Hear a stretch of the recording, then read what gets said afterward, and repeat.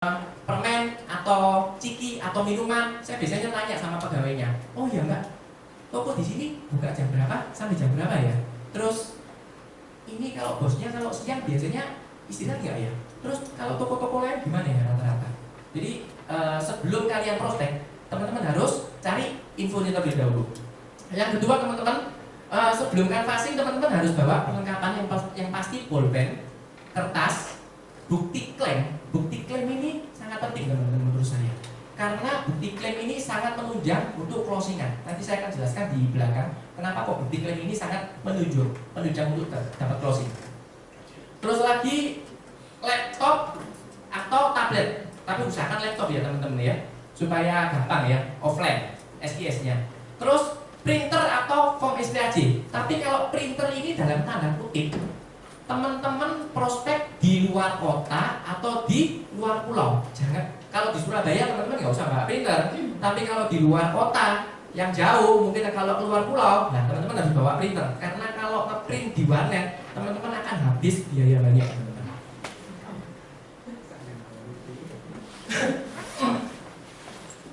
Nah ini teman-teman, ini cara saya canvassing yang baru. Jadi cara saya canvassing yang baru itu gini, saya memperkenalkan diri dari prudensial dan jangan lupa senyum, jangan sambil berjabat tangan dengan tatapan muka dengan melihat orang. Jadi gini teman-teman, Pak permisi Pak, kenalkan saya Frankie dari prudensial. Enak nggak Pak kayak gitu? Enak. Bisa teman-teman ya. Jadi teman-teman jangan malu kalau di sini survei, kalau di sini prospek canvassing, teman-teman jangan malu mengatakan kalau saya dari prudensial, karena pengalaman saya dulu teman-teman ketika jadi agent pertama kali saya canvassing, saya malu teman-teman, saya dari prudensial, saya takut ditolak orang, saya takut ini dan takut ini. Itu nggak perlu teman-teman, karena kita di prudensial kita ini adalah salah satu pekerjaan yang sangat mulia, bantu orang. Jadi teman-teman harus memperkenalkan diri dari prudensial supaya orang itu tahu ini prudensial. Nggak peduli orang itu punya masalah pahit dengan prudensial, punya historis yang negatif, nggak masalah. Yang penting kita harus katakan kita dari prudensial. Nah, setelah kita katakan saya Frankie dari prudensial, teman-teman harus katakan saya Frankie dari prudensial, saya datang ke sini hanya untuk survei-survei saja. Jadi kalau canvassing menurut saya paling enak itu pakai kata survei teman-teman. Mengapa teman-teman? Kalau kita pakai kata survei, maka mereka itu untuk menolak, orang ini mau survei. Jadi mereka kemungkinan besar mereka kan welcome sama kita. Karena kita tujuannya untuk survei saja teman-teman. Itu yang poin pertama. Yang poin kedua teman-teman, setelah teman-teman kenalkan saya Frankie dari prudensial, saya datang untuk survei-survei saja. Step yang kedua, teman-teman tanya tanggapan tentang prudensial. Sudah tahu belum tentang prudensial? Sudah tahu? Oh belum tahu. Kalau belum tahu, ya nggak apa-apa teman-teman. Kalau sudah tahu, tanya, Bu, gimana tanggapan Ibu tentang prudensial?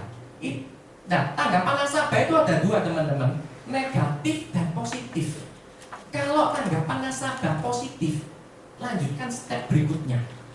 Kalau tanggapan nasabah positif, lanjutkan ke step berikutnya. Kalau tanggapan mereka negatif, seperti yang tadi saya sharing, teman-teman harus tanya. Misalnya, waduh, gimana Bu tanggapan Bu tentang prudensial? Waduh, prudensial ini welek. Apa? Klaimku nggak cair. Kemarin aku sakit katarak, klaimku nggak cair. Nah, teman-teman, kalau teman-teman dengar gitu, kemungkinan besar, teman-teman percaya nggak? Prudensial sakit katarak, klaimnya nggak cair. Percaya nggak? Nggak percaya.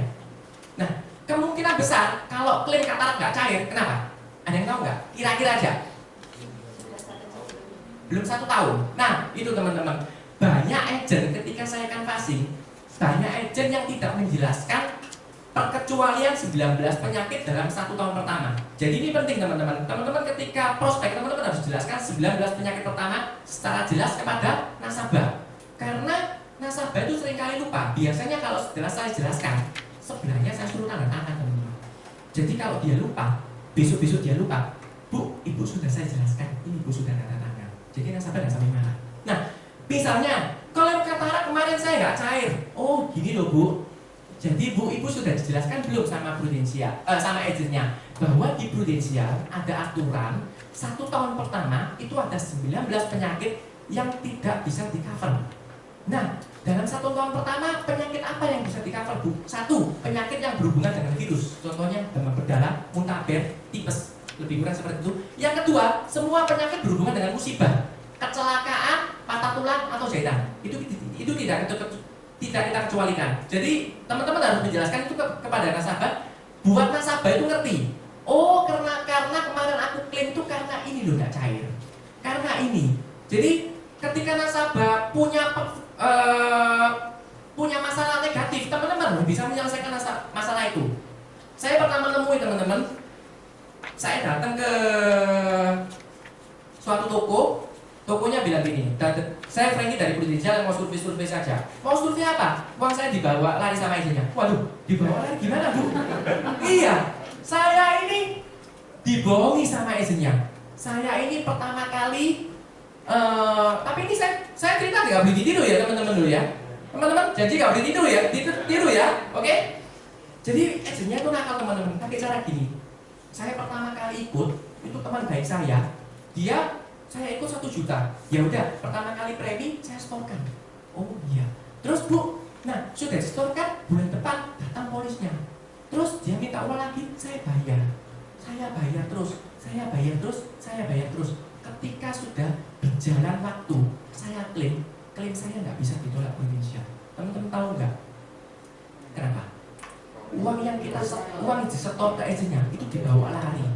Nah, teman-teman dari sini biasanya kalau saya gitu, handlingnya saya gimana? Saya gini, Bu, gini loh Bu, selama saya jadi agent di Prudensial, saya tidak pernah menerima sekalipun uang tunai dari nasabah. Saya ingin nasabah itu merasa safety, Bu. Saya ingin ketika nasabah ikut Prudensial, bukan kepikiran uang saya yang saya setor gimana, tapi kayak kepingin saya nasabah itu safety. Gimana cara nasabah itu safety? Gampang Bu, di Prudensial ada 2 cara Bu, cara bayarnya. 1 pakai debit buku tabungan, langsung didebit dari buku tabungan Ibu. Dan yang kedua dari kartu kredit. Dari situ Ibu akan merasa safety. Semua nasabah saya sampai sekarang nggak ada masalah Bu. Ibu jangan serahkan uang sama agent, meskipun itu agent saudara Ibu. Mohon maaf Ibu ya, namanya orang kalau gelap mata butuh uang, itu uang diambil Bu. Betul nggak Bu? Oh gitu ya Pak ya. Jadi ketika ada nasabah ada masalah gitu, saya berusaha menyelesaikan masalah itu. Dengan saya menyelesaikan masalah itu, nasabah akan kembali, oh iya, Prudensial positif. Yang negatif itu agennya. Saya akan juga jelaskan, Bu, intinya gini loh Bu, semua perusahaan itu pada dasarnya itu baik. Semua agama pada dasarnya itu yang baik. Yang jelek itu siapa? 1, orangnya. Jadi Ibu nggak bisa bilang Prudensial ini jelek, si B ini jelek, si C ini jelek, nggak bisa. Tapi yang jelek itu sebetulnya agennya. Nah, di sini Ibu harus betul-betul bisa memilih agen yang pas buat Ibu.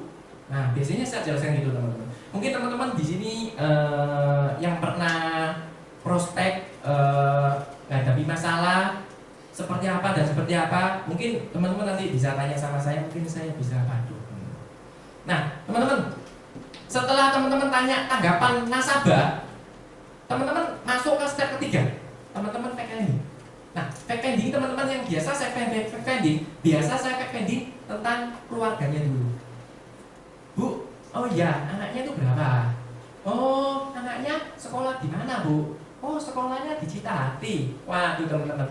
Kalau sekolah di Citahati, uangnya banyak, teman-teman. Sekolah di mana, Bu?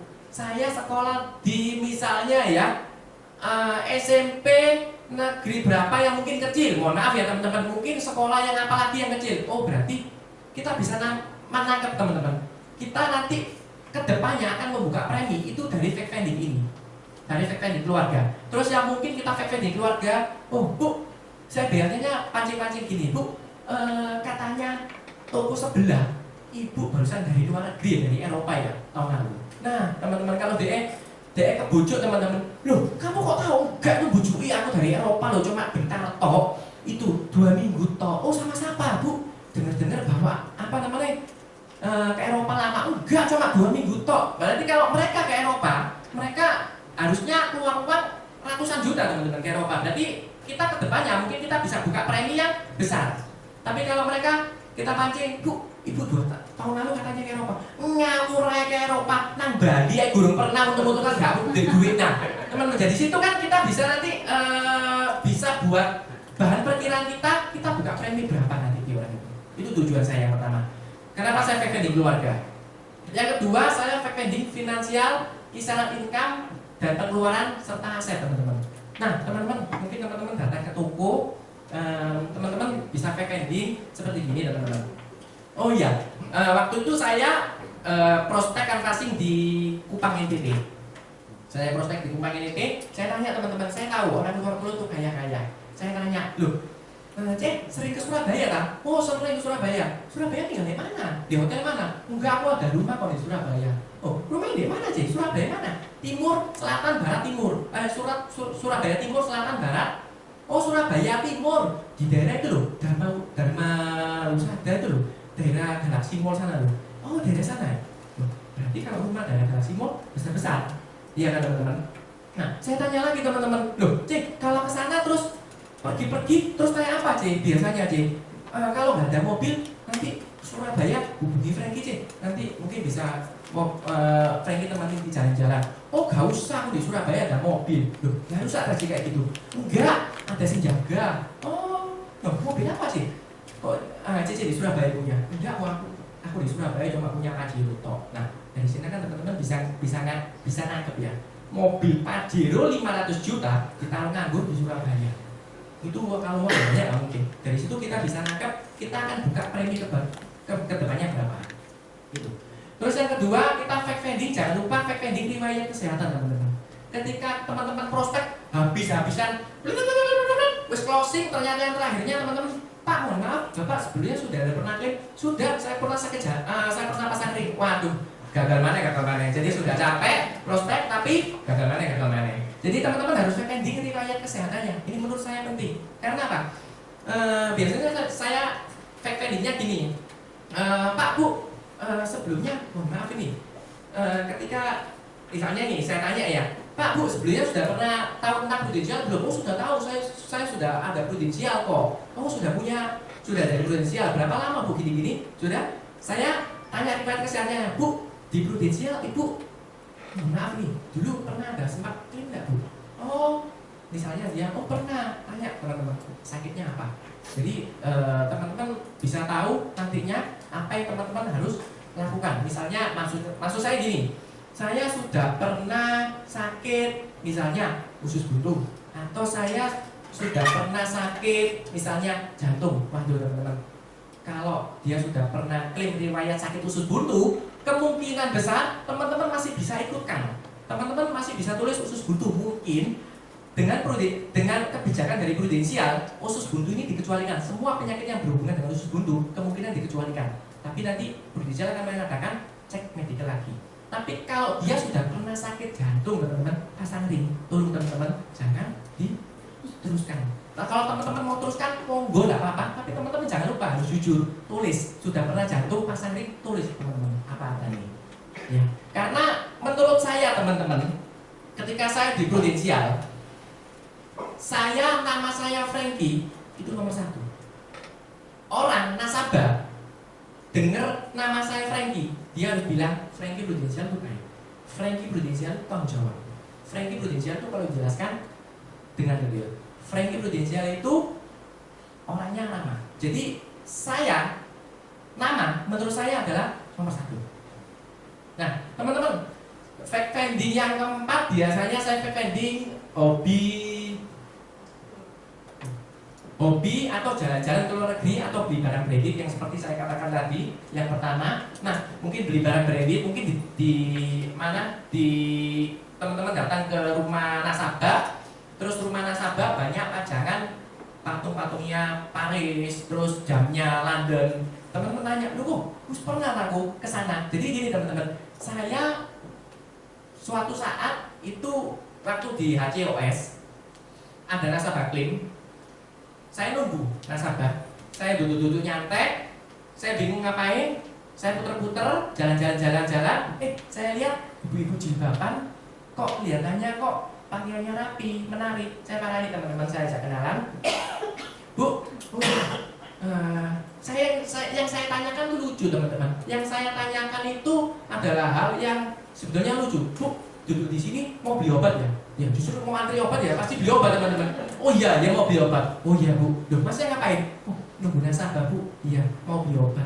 Saya antrikan. Oh enak ya. Karena ada apa? Nasabahnya kenapa? Nasabahnya sakit bu. Saya mau beli ngantrikan obat untuk ngantar ke nasabah. Oh, jadi diurusi ya sama anak istrinya. Iya bu, saya urusi semua. Asuransi apa? Saya dari Prudential bu. Oh iya, saya kenalan. Singkat cerita, saya datang ke rumahnya. Ketika saya datang ke rumahnya teman-teman, banyak pajangan luar negeri. Nah, perkiraan saya kira orang ini nih sering ke luar negeri teman-teman. Betul nggak? Kalau teman-teman datang ke rumah nasabah, terus nasabah itu banyak pajangan di luar negeri, dikira orang ini sering ke luar negeri. Ternyata ketika saya ditanya, itu pajangan Menara Eiffel ya? Bagus ya? Iya, itu pajangan dari London ya, jamnya. Oh iya, oh itu jamnya dari, ada tulisan Cina. Oh itu jamnya dari Cina ya bu ya? Oh iya, loh itu barang dari Jepang ya? Oh iya, loh sudah keliling dunia ya? Belum, terus itu barangnya dapat oleh-oleh semua. Wah ya ampun. Jadi teman-teman harus betul-betul tanya jelas teman-teman di sini ya. Teman-teman. Nah, step yang keempat teman-teman, biasanya saya tanya teman-teman, dia sudah punya asuransi atau tidak? Kalau dia tujuannya gini teman-teman, kenapa saya tanya ini? Dia sudah punya asuransi atau tidak? Nantinya saya akan prospek itu yang saya akan tawarkan itu manfaat apa teman-teman? Contohnya, ibu sudah punya di Prudential, ibu sudah punya manfaat apa saja? Biasanya teman-teman, nasabah itu jawabnya gini, saya punya kartu, itu saja. Oh kartu, palinnya berapa? Manfaatnya apa saja? Biasanya saya pancing-pancing gitu. Tak jamin teman-teman, nasabah nggak ingat. Nah, ketika nasabah nggak ingat, itu kesempatan teman-teman untuk masuk ke dalam nasabah itu. Caranya gimana? Teman-teman harus buka polis nasabah. Biasanya saya bilang gini teman-teman, Bu, kebetulan saya datang di tempat ini hanya untuk survei-survei saja.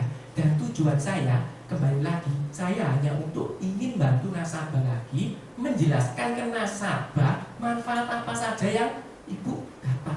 Bu, ibu di asuransi ini, ibu beli manfaat.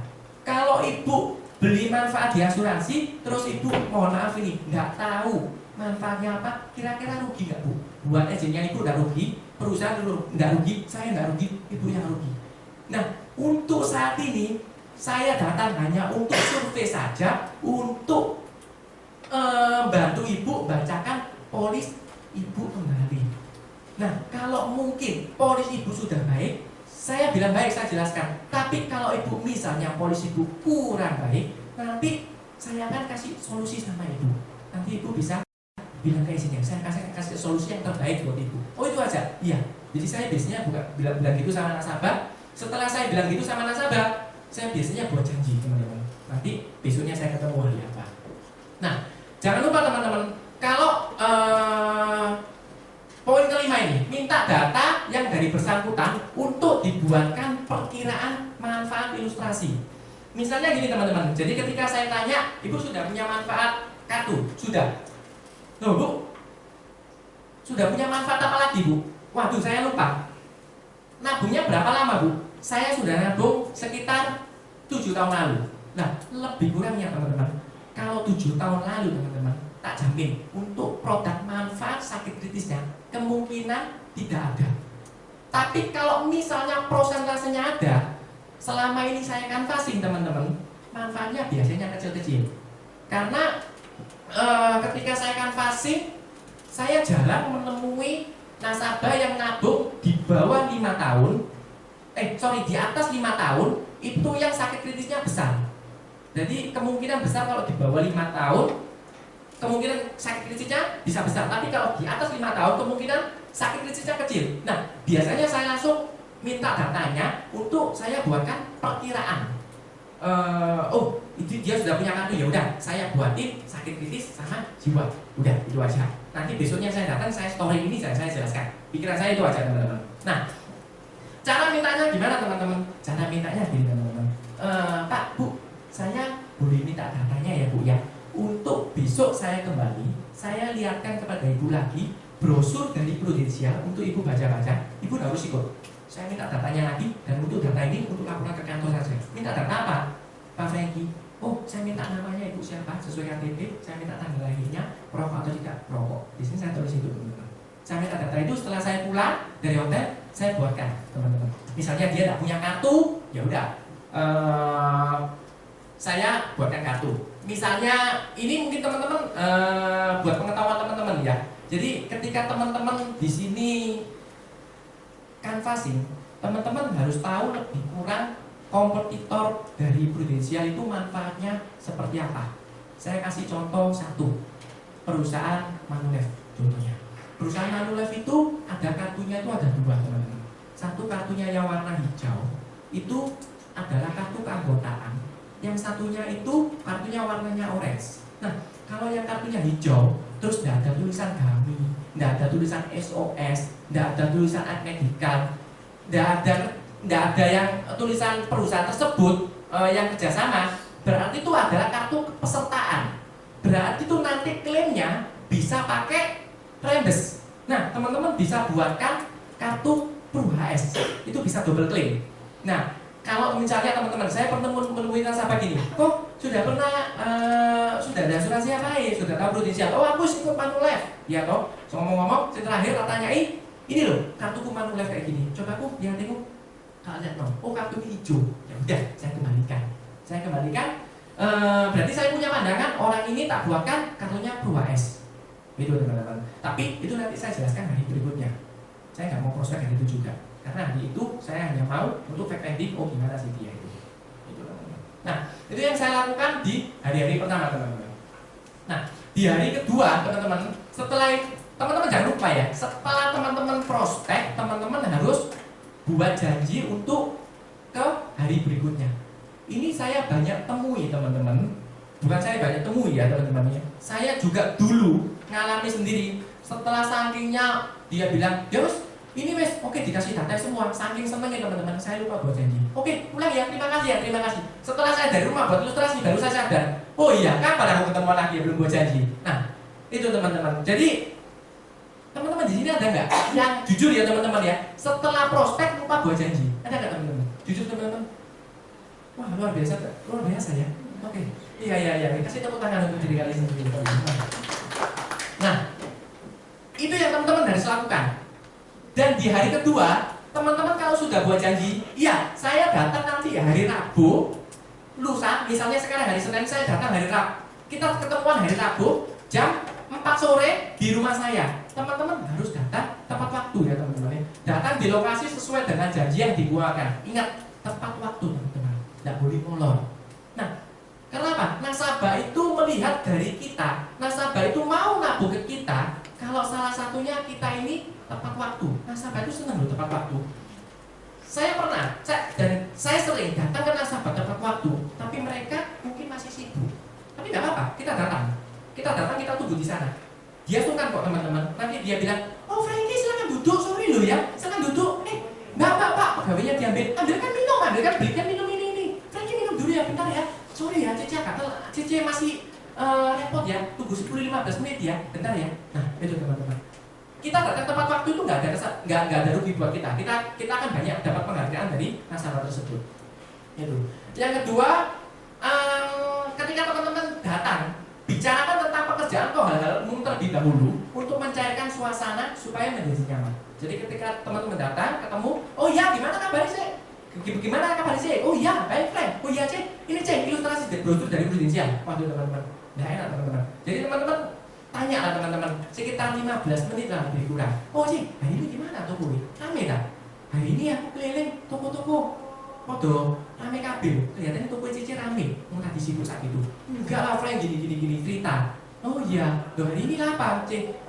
Besok kan misalnya saya prospek, Cek, nih bulan depan nanti ada lebaran misalnya nih, kan ini kan mau mendekati lebaran nanti mau jalan-jalan kemana sih? Nah kita bisa tanya-tanya tentang hal umum atau tanya tentang hobi ya teman-teman ya, untuk mencairkan suasana supaya nasabah ini terhadap kita itu ngerasa nyaman, oh enak. Kalau kita harus ngomong wis enak sama nasabah, kita mau nawarkan sesuatu ke nasabah, prosentase untuk closing itu besar teman-teman.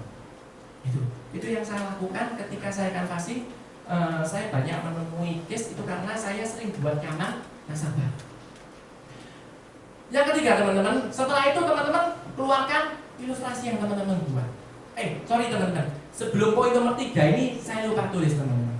Nah teman-teman, kalian kan sudah datang untuk janji buka polis, itu ya teman-teman ya. Teman-teman datang waktu itu setelah carikan suasana, setelah omong-omong tentang hal umum, teman-teman harus bilang gini, oh ya Cik, sorry kemarin polisi bisa tak bantu jelaskan, bacakan ke Cici ulang lagi manfaatnya apa. Oh ya, bentar ya, tak ambilkan ya, diambilkan sama dia. Setelah diambilkan sama dia, jelaskan teman-teman manfaatnya itu apa saja, preminya berapa, terus sudah dia nabung berapa lama, dia sudah ikut berapa lama, jelaskan detail ke nasabah. Nah, dengan teman-teman menjelaskan detail ke nasabah, nanti nasabah akan senang teman-teman. Nasabah itu senang kalau diingatkan kembali. Yang pertama, dan yang kedua, kita akan kelihatan seorang agen yang profesional. Seorang nasabah akan membeli asuransi kepada agen yang profesional. Nah, gimana kita cara profesional? Kita harus bisa salah satunya jelaskan polisnya dia lagi, yang polis lama. Dia senang, oh kayak gini tuh manfaatnya. Jadi dia tahu manfaat yang dia terima setelah yang dia punya. Setelah dia tahu manfaat yang dia punya, baru kita keluarkan. Cek, kemarin tak liatin brosur yang dari Prudensial. Frankie kan janji mau Cici mau kasih polis dari Prudensial ini Cik. Saya keluarkan ilustrasi. Jadi saya nggak pernah bilang sama nasabah kalau saya kasihkan ilustrasi saya. Kalau saya kan kasih ya, saya bilang brosur. Jadi seakan-akan brosur itu cuma gambaran brosur saja gitu. Jadi nasabah saya buat gimana caranya nasabah ini welcome dengan saya, dan nasabah ini nggak takut. Takutnya ada yang gini teman-teman. Ini kalau menurut saya teman-teman ya. Saya tak buatkan ilustrasi. Waktu pikiran nasabah saya harus ngambil, saya harus ini. Enggak, aku nggak mau melok gitu teman-teman. Tapi lah tak buatkan brosur, enak teman-teman. Dia bilang, cuma brosur, ya nggak apa-apa gitu teman-teman. Itu sih selama pengalaman saya selama di canvassing. Nah, jadi Cek brosur yang Frankie buatin kemarin. Cek, kebetulan yang Frankie tadi jelaskan adalah manfaat jiwa, ada manfaat kartu PRUHS, ada manfaat PRUMED. Cek, manfaat ini baik sekali Cek. Tapi untuk 5 tahun yang lalu. Kalau dia sudah ikut 5 tahun yang lalu, bilang ini manfaat terbagus untuk 5 tahun yang lalu. Dan manfaat yang sekarang di Prudensial ada program baru Cek. Ini Cek. Kalian harus jelaskan detail tentang manfaat. Nah, sebelum kalian teman-teman ini jelaskan detail tentang manfaat produk yang teman-teman mau jelaskan, teman-teman mau berikan, teman-teman salah satunya harus kuasai produk tersebut. Contoh, produknya SCC, CCB, gini ya. Coba ya, saya tanya ya, salah satu agent di sini ya, dengan isi Pak, sudah berapa lama Pak di sini? 4 tahun ya Pak ya. Tahu produk gini Pak, produk SCC tahu nggak Pak? SCC Plus, Yearly Crisis Cover. Iya, SCC Plus. Tahu nggak Pak? Belum tahu ya Pak ya. Sudah apa tahu ya Pak ya? Besok ikut training Pak ya. Iya. Ada yang sudah tahu tentang produk di sini? Nggak ada ya teman-teman ya. Teman-teman di sini, teman-teman sebelum canvassing, teman-teman harus tahu ini produk SCC ini apa. Yang pertama. Yang kedua, produk SCC ini ada syarat dan ketentuan berlaku. Teman-teman harus pelajari betul ini produknya ini syarat dan ketentuan berlakunya seperti apa. Produk krisis cover benefit, produk krisis cover benefit ini produknya ini seperti apa, plusnya dari produk krisis cover benefit ini apa. Dan teman-teman harus tahu produk Prudensial itu keunggulannya apa. Kalau selama saya canvassing teman-teman, saya kebanyakan jual produk krisis cover benefit. Karena menurut saya produk krisis cover benefit asuransi lain nggak ada teman-teman. Asuransi lain itu punya manfaat sakit kritis, tapi kalau meninggal nggak nambah ke jiwa. Tapi kalau produk sakit krisis benefit, kalau misalnya nggak kepake, orangnya misalnya sakit jantung, serangan jantung, blek, meninggal mendadak, belum sempat klaim, belum sempat apa, manfaatnya hilang kalau di tempat lain. Tapi kalau di tempat kita itu nambah ke jiwa. Jadi nasabah tidak rugi, bayar biaya asuransi setiap bulan, tapi dia terima manfaat. Itu yang harus kita jelaskan sama nasabah. Seringkali saya jualnya pasti krisis cover benefit. Untuk teman-teman agent di sini, teman-teman kalau mau sukses dimanapun teman-teman berada, nggak usah di Prudential. Teman-teman kerja contohnya di PT Unilever, contohnya. Teman-teman jadi salesnya Unilever. Teman-teman harus pelajari ini odol ini whitening ini buat apa, close up ini bedanya sama Pepsodent itu